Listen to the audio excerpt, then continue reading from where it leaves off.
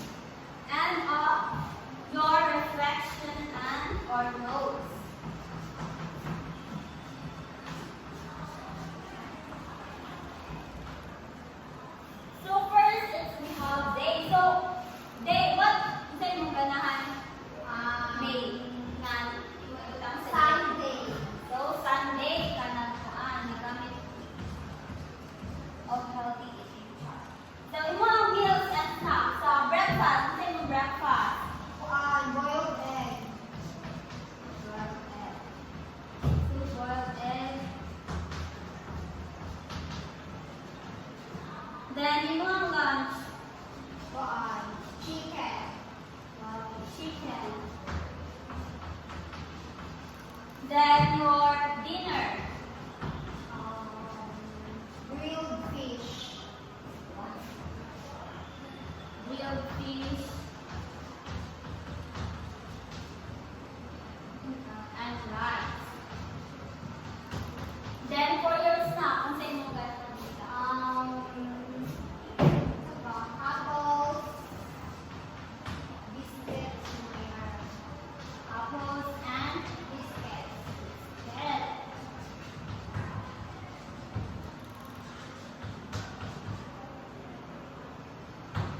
So, here sa meals and snack, diri ang nabutang ang imuhang breakfast, lunch, dinner, and snack. So, as you can see, ang imong ipamili is na ay mga healthy food. So, diri na butas water intake.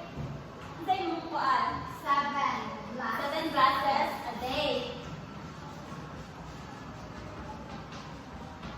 Then for your reflection, 8 balanced meals. Need to add more fruit.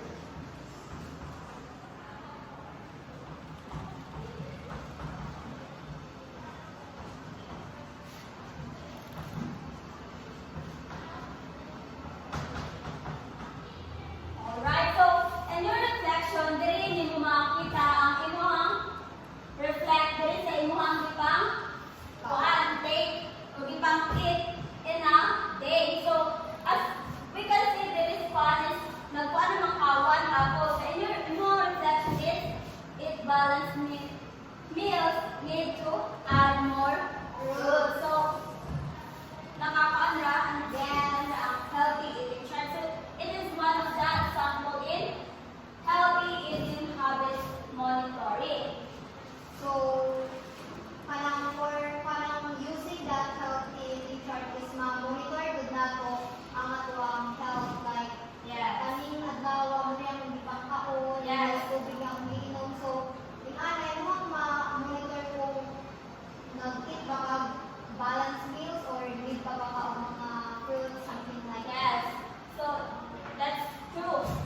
In using healthy eating chart, dili ko nato ma-reflectan also ma-monitor nato kung unsa ang atong gipan intake every day.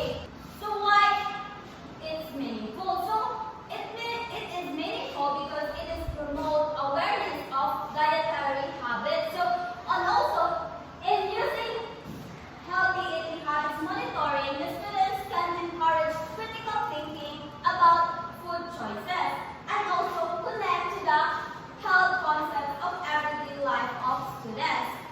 Now, let's move on to the peer coaching or teaching. Please read me the fifth one. peer coaching or teaching. Students take on the role of a coach or teacher, leading a lesson and activity to develop leadership and instructional skills. All right, thank you.